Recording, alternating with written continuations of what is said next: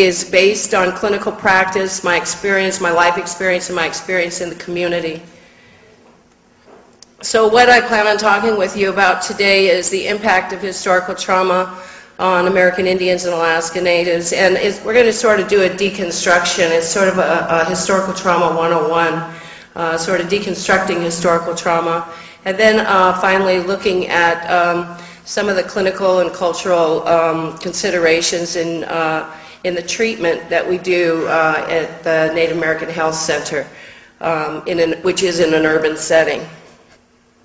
So Maria eloquently read that. I don't have to read it again.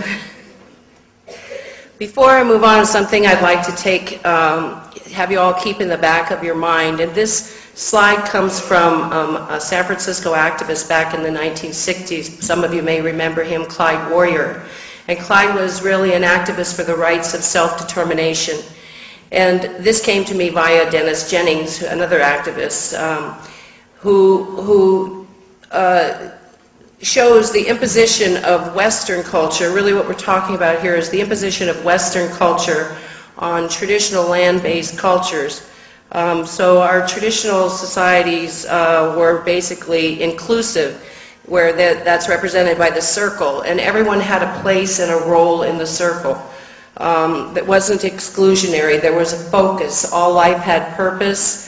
There was reverence to life, respect, responsibility, reciprocity, and there was accountability for what everyone did in the inclusive society. Systems were in place and roles were in place, as contrasted with Western society that is hierarchical in nature, and basically with the Western approach, God sits at the top of the pyramid, man sits at the next level, woman, then children, then property. And also I've done an income level here that could also, one could say, class. But you'll notice there's a break in the top of the pyramid, and that virtually is that there's 3% of the population that hold the power and resources of not only this country, but I would even assume the world at this point. And there's a break there for a reason, because that's an impenetrable wall to get into. Now, presidents and politicians, president of this country, can move into that realm of that top pyramid, but only when in office. Unless, of course, they belong to a rich oil family, then they stay in it all the time. Now, the middle income is probably where most of us live. There probably should be a line up there for high income, but middle income, and we can fluctuate within that. We can also fluctuate down, of course, if you get unemployment. Or become unemployed, you would go into the lower or no income bracket. But I also want to call your attention down in that no income bracket. Western society is based on the backs of others. So also in that no income bracket is prisoners and free slave labor. So that's what some people might call an underclass. So please keep that in mind as I continue with my talking. So when we consider historical trauma and the definition that Maria has given us, we want to also consider that these policies were genocidal in nature.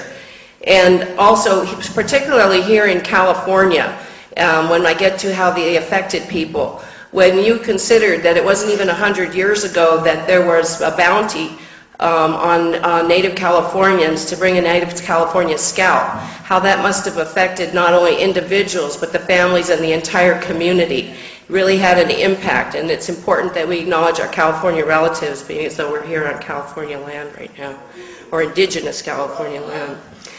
The policies were also exclusionary and containing. That's where we see the reservation and removal, and also aimed at terminating us as peoples and assimilating us into the Western system.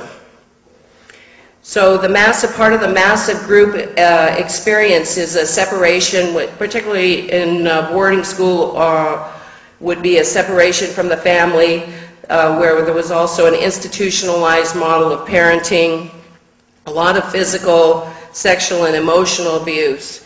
And it was really an attack on the individual self and how one perceived oneself, which led to fragmentation, loss of self-continuity, in other words, of being able to become and blossom into the human being that the Creator meant each and every one of us to be. We were all born with gift of the Creator to blossom into our full being. Many of the clients that I see have a loss of their sensory awareness and inability or difficulty in controlling emotions. There's an internalization that takes place with trauma, current traumas, as well as historic traumas, as Maria spoke of earlier.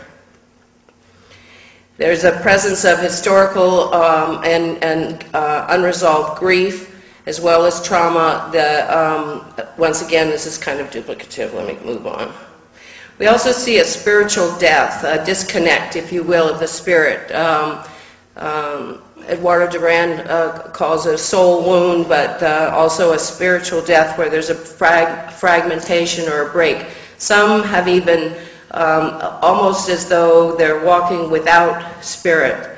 An emotional masking takes place where people don't, or we don't, or our clients don't want anyone to know that all of the confusion or discord or anxiety that's taking place inside of them.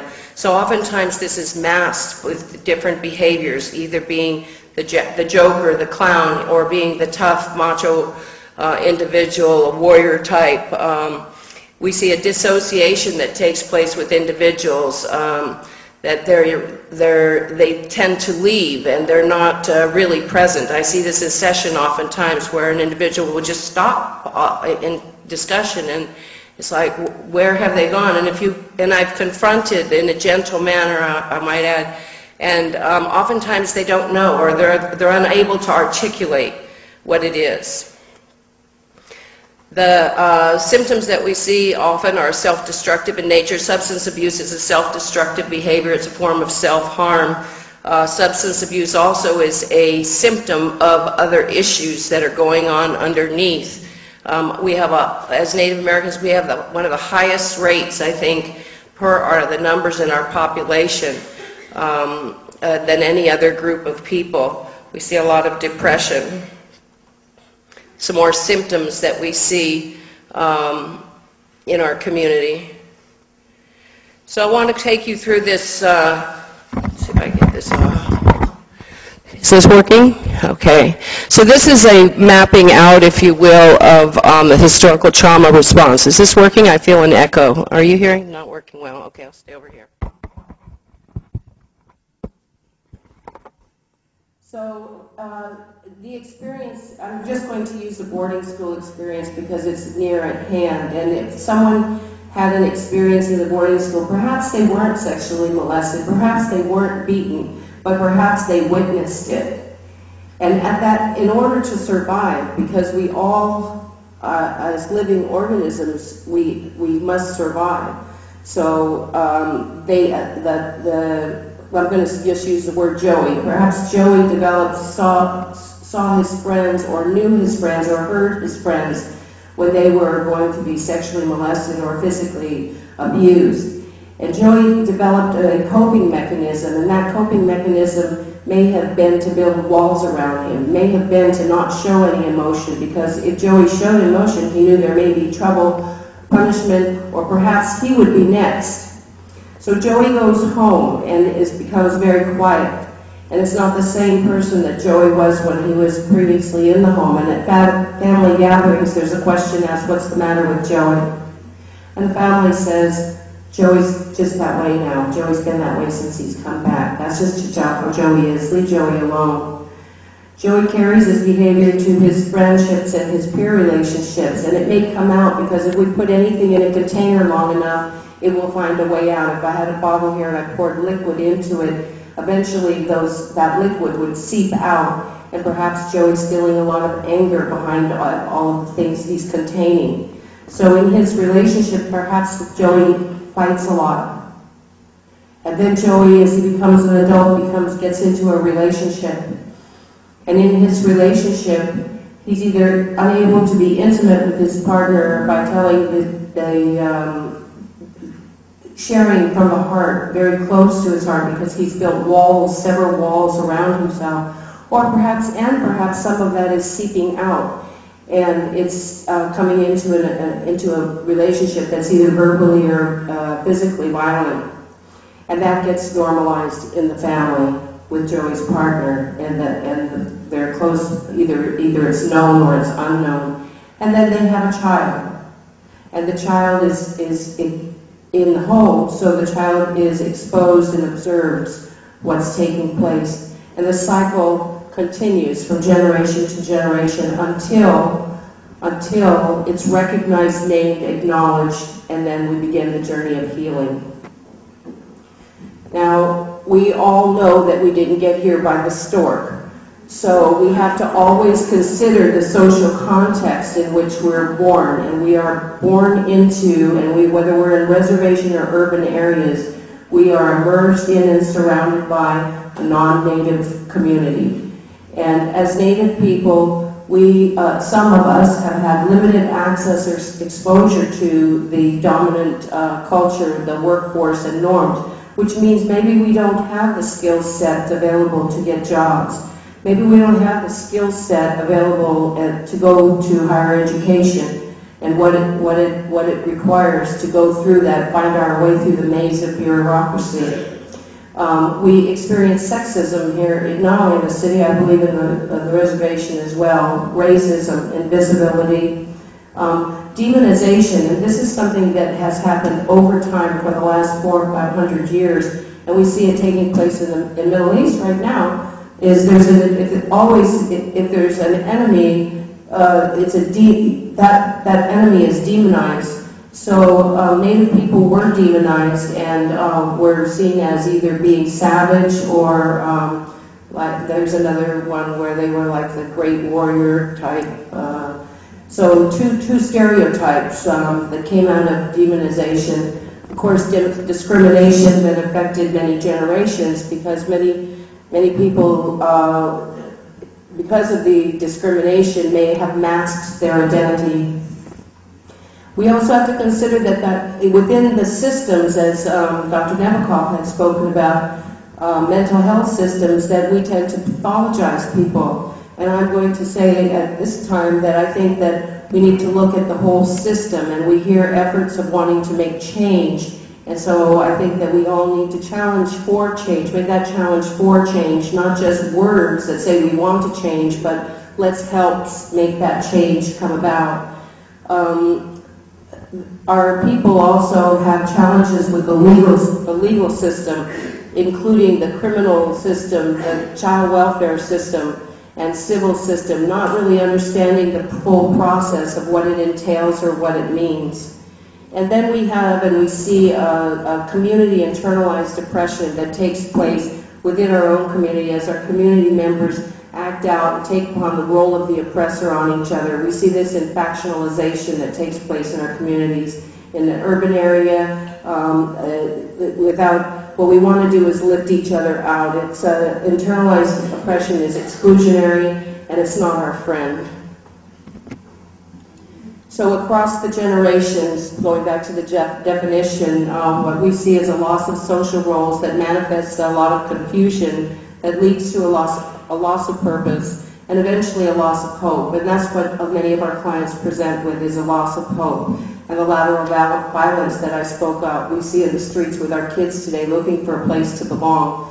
And that's when they fall into gangs and gang violence, because this is without rituals and without ceremony and without community, holding our community up and holding that space for our community. They're looking for a place to be, and they find those places in gangs. Some more of the across generation. We had a whole generation that wasn't born because of forced sterilization. We also see mental health and emotional health, and a lack of balance affects our well-being, and it leads to physical ailments. I'm not going to go into that. So if we go back to Joey, his adapting mechanism became a maladaptive coping mechanism because As Virginia Satir says, we all have strategies of coping and what's working, and when we pay, if the price is too high, then it's not working for us. We want to change that. So right now what I'm going to see, this is my version of a mapping of the historical trauma experience, response experience. Whoa. How's that feel? That's a little hard to look at, right? Imagine what it feels like. Imagine what that feels like. Because those are the things that I've talked about, all grouped in, and we can't separate it. It's multi-layered, multi-dimensional. And as Dr. Nebokov mentioned, we are whole people. We're not boxed in separate categories. We are whole, and it's the whole. When our clients present to us, the whole person comes in, and this is what we must consider, and this is what I believe our clients are experiencing. So to work within the framework, some of the methods that we use, I'm not going to read each one. One of the most important things is to create a safe space and build relationships. That's one of we can't begin to do any work unless we build a relationship with our clients, and they have to feel safe with us. And I know Dr. Nebokov mentioned motivational interviewing as one of the therapies, and he said 4 sessions, and he was like, how is that going to work? And that's what I pose, is like, how do you build a relationship in 4 sessions? So what we want to do is we want to empower our clients. Sometimes that means advocacy. It doesn't mean always doing for them, but it means finding their strengths and encouraging them, and also that our setting is welcoming. We want to also, not initially, but as we get to know our clients, we see it and we hear it and it begins to unfold to us, name and acknowledge the historical trauma. And I found that as clients learn about the historical trauma, then they recognize, as Dr. Greatheart said, they don't feel like it's just my family, like they don't feel alone, they don't feel like, oh, it was just me, there's something wrong with me. They begin to understand, and they can find out where they fit into the whole.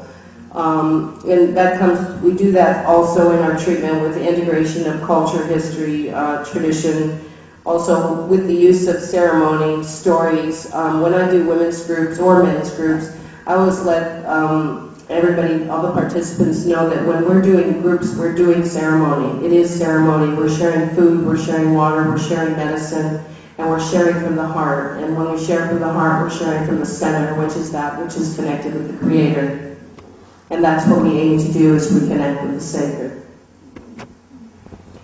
So there are many roles of a counselor, and oftentimes our clients will see us as in these many roles, and we aim to have balance, and balance as a journey. Not oftentimes clients will say, well, when am I going to get better? It's like, you are getting better. We're all getting better. It's part of the journey, and the journey is called life.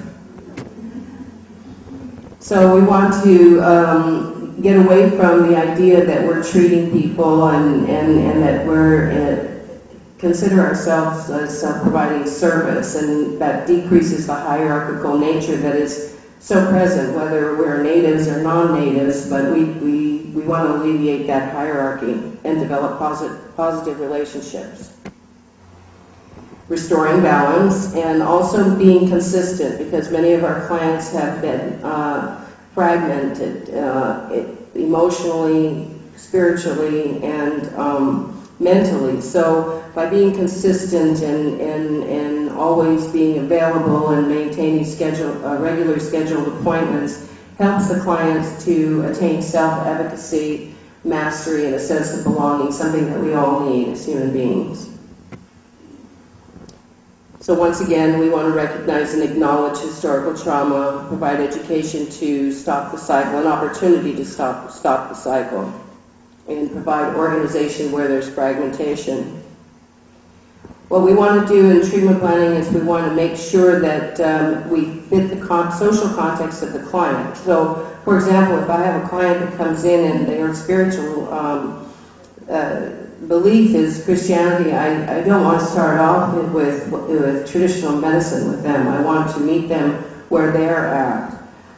The clients, we must always remember that the clients are the experts, and as clinicians and trained in the field, what we know is we know the terrain. So it's like if we're taking the journey with them, we know the terrain from the theory that we've learned along the way, and we help them, guide them through their process. Safety and belonging, can't say enough of that, to build trust. Help the client to learn where they fit into where their collective history fits in. It empowers them to stop the cycle and empowers them to begin the healing journey. So always we want to remember that the client is the expert and we are only the guide, and it is a journey that we take with our client, meeting our clients where they are at and helping them to feel safe. We also use traditional consultants at the Family Child Guidance Clinic. And when traditional consultants come in, they're coming from their own communities. So part of what we want to do is help to inform them about our communities in an urban area, what some of our clients are dealing with, or what are some of the issues that are presenting that we're seeing. We also want to minimize the romanticization, well, I can't say that word, but you can read it, of Native American healing.